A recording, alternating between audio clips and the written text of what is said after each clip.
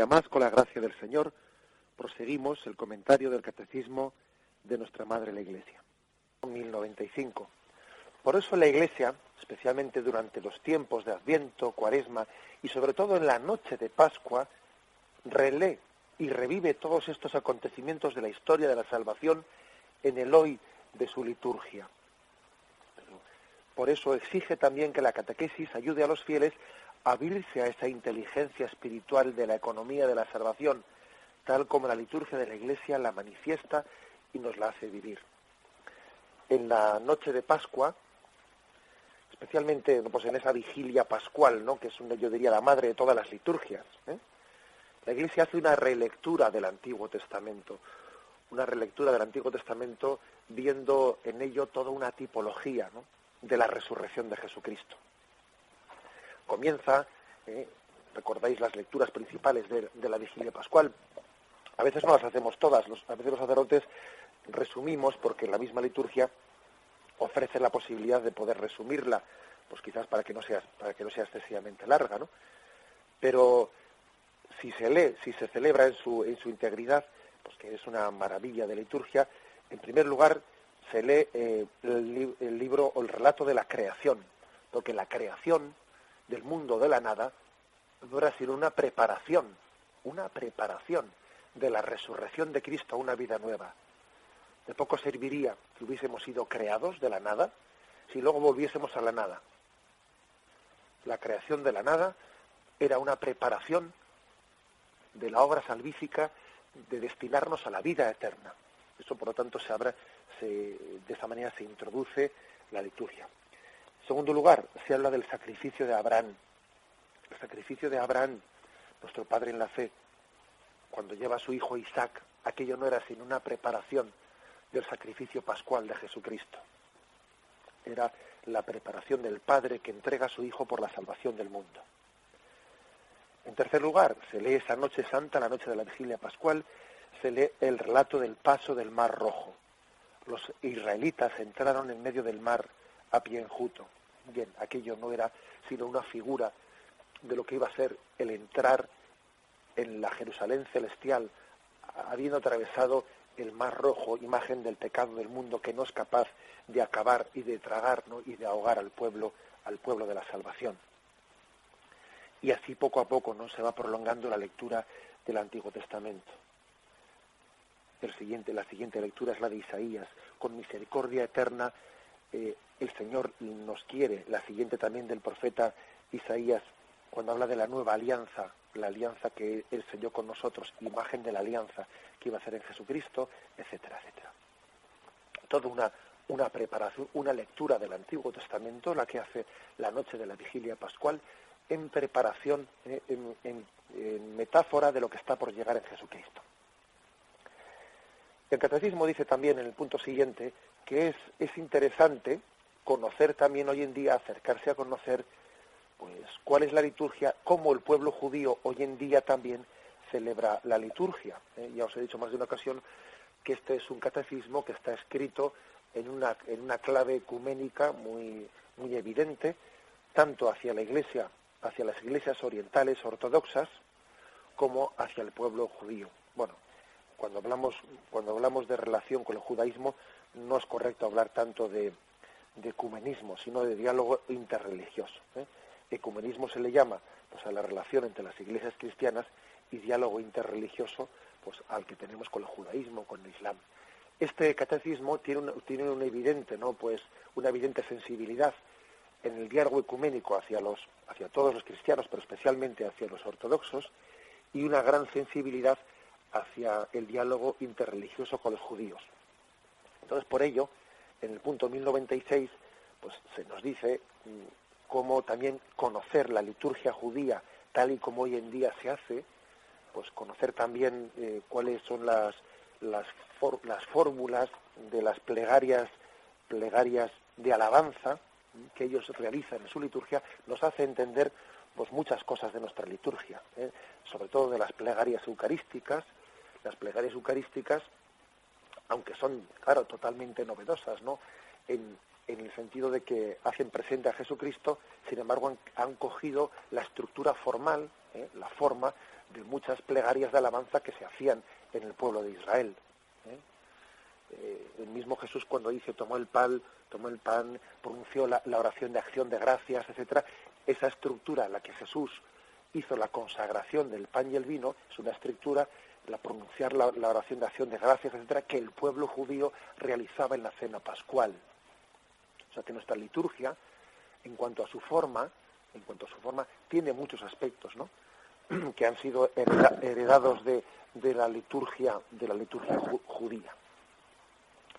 Bien, eso es importante para entender también, pues como dice aquí, la liturgia de las horas, compuesta por muchos salmos, incluso la misma estructura del Padre Nuestro, se dice aquí en este punto, la misma estructura del Padre Nuestro tiene una estructura de alabanza, etcétera, y de petición, pues en su forma, lógicamente Jesús, aquel que pronunció la oración del Padre Nuestro, él estaba acostumbrado a rezar según la estructura con la que se rezaba en las sinagogas de aquel tiempo. O sea que acercarse a conocer la liturgia judía es también entender mejor nuestro cristianismo.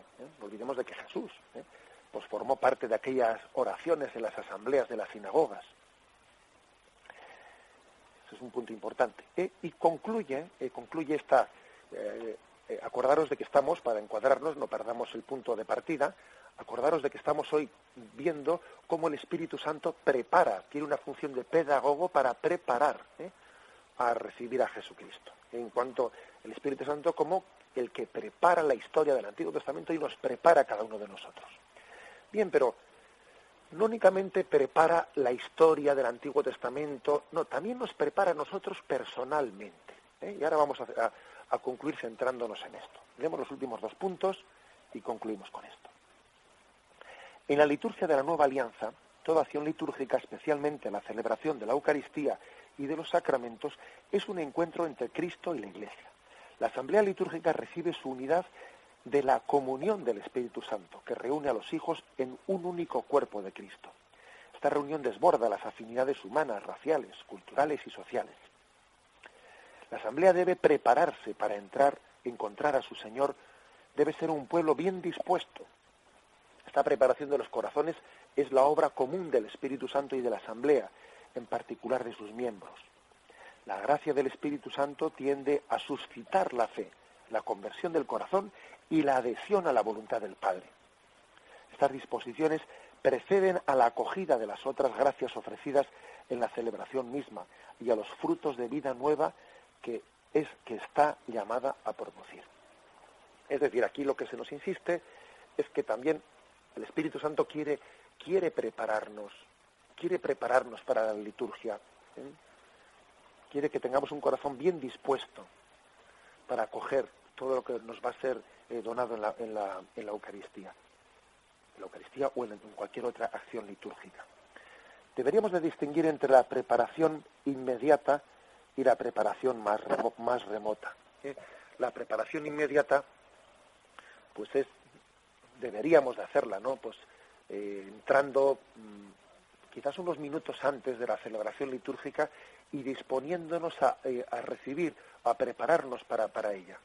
Es difícil que alguien viva en intensidad la liturgia cuando ya comienza por entrar tarde o justamente está entrando y parece que pasa de sus pensamientos sin solución de continuidad, ¿no?, de sus pensamientos a lo que se está diciendo en ese momento. Es difícil, es difícil porque todo el mundo necesitamos, como se hace con una esponja, ¿no? Necesitamos un poco, como decía Santa Teresa de Jesús, decía ella que la imaginación era como un perrito que había que dejar a la puerta de nuestra iglesia sin permitirle que entre dentro y nos distraiga, ¿no? O somos también como una esponja que tiene que ser exprimida para quitarle el agua sucia, para que después se llene del agua de la gracia. Es decir, también la liturgia, la celebración de la liturgia, necesita una preparación previa, mínima, una preparación previa en la que uno se disponga a celebrarla bien. A los sacerdotes se nos suele pedir que en la sacristía tengamos, aunque sea 2 o 3 minutos de recogimiento ante el crucifijo antes de salir al altar. Es verdad que a veces pues estamos hasta último momento allí cogiendo el teléfono o hablando con una persona y con otra y es difícil celebrar bien el sacrificio de la misa cuando uno justamente hasta 2 segundos antes, ¿no?, de salir, ha estado hablando por teléfono, ha estado haciendo lo otro. Una preparación inmediata, tanto por parte de los fieles como por parte de los sacerdotes, es importante. Llegar unos minutitos, ¿no?, o sea, 3 minutos antes, y tener una preparación previa en la que uno cae en cuenta de qué es lo que va a celebrar. Se dispone a ello, pide a la Virgen María, ser un buen receptor de la palabra y de los sacramentos que vamos a recibir. Se dispone a ello, exprime esa esponja que tenemos en nosotros, aunque luego se distraiga, porque ya sabemos que no somos dueños no somos dueños absolutos, ya nos gustaría, de nuestra imaginación, pero por lo menos se dispone. Esta es la preparación inmediata, a la cual también el Espíritu Santo quiere movernos. Pero también hay una preparación más remota, y es que en la medida en que uno haya profundizado, ¿no?, haya preparado, haya tenido ciertas lecturas, incluso, por ejemplo, haya preparado las lecturas de la misa dominical, pues luego va a ir allá a la Santa Misa y su participación va a ser mucho más activa. También aquí en Radio María hay programas que preparan la liturgia del domingo, y no cabe duda que una persona que haya participado en esos programas o que tenga en su casa el misal y previamente haya leído las lecturas, haya leído las oraciones, esa preparación, bueno, pues sin duda alguna hace que después la participación sea mucho más activa. También el Espíritu Santo suscita esa colaboración nuestra en la liturgia. Ojo, que muchas veces hablamos del sacerdote y del esfuerzo que debería realizar, pues para celebrar mejor, para intentar hacer más eficaz la liturgia, para intentar hacerla más comprensible, para predicar, etcétera, etcétera. Muchas veces achacamos al sacerdote pues el que la liturgia sea tan lejana. Bueno, y puede ser verdad, yo no digo que no, pero ojo, comencemos también la crítica con una autocrítica, viendo a ver cuánto me preparo yo a esa liturgia que voy a celebrar, cuánta lectura he hecho yo, pues para que esta palabra de Dios me sea más familiar y no me resulte tan extraña, para que eso que se va a proclamar allí no me resbale como una palabra que yo no he tenido tiempo de apropiarme, de abrirme a ella, O sea, que también cada uno debe de examinarse de si su preparación a la liturgia es suficiente, o igual es insuficiente, y luego decimos, la misa no me dice nada. Jolín, la misa no me dice nada. Pero bueno, yo ya he hecho algo para que me diga. Yo ya he hecho algo, o sea, es decir, he intentado, además en la medida en que el lenguaje de este mundo es más ajeno y más distante a la palabra de Dios, el esfuerzo debería de ser mayor. Porque quizás en otro contexto histórico, pues la cultura era mucho más cercana al lenguaje litúrgico y al lenguaje bíblico, pero precisamente ahora, ¿no?, en la medida en que, bueno, pues nuestro lenguaje, nuestra cultura no tiene nada que ver con el lenguaje de la palabra de Dios, el esfuerzo debería de ser mayor para que luego no nos suene a chino, para que no nos suene a chino pues cuando asistimos a una liturgia. En definitiva, la acción del Espíritu Santo nos está preparando para el encuentro con Cristo. Preparó todo el Antiguo Testamento como un encuentro con Cristo. Preparó a Israel para celebrar la Pascua nueva en Jesucristo. Nos prepara a nosotros, a cada uno de nosotros personalmente, haciendo que en esa asamblea se viva una unidad, una comunión en el Espíritu Santo. De esa preparación se llega a una común unión en Cristo. Una asamblea en la que poco importan las razas, las culturas, las clases sociales, poco importa, ¿no? Al final es el Espíritu Santo el que crea la comunión en aquellos que se han dejado preparar y suscitar. Me despido con la bendición de Dios Todopoderoso. Padre, Hijo y Espíritu Santo, descienda sobre vosotros. Alabado sea Jesucristo.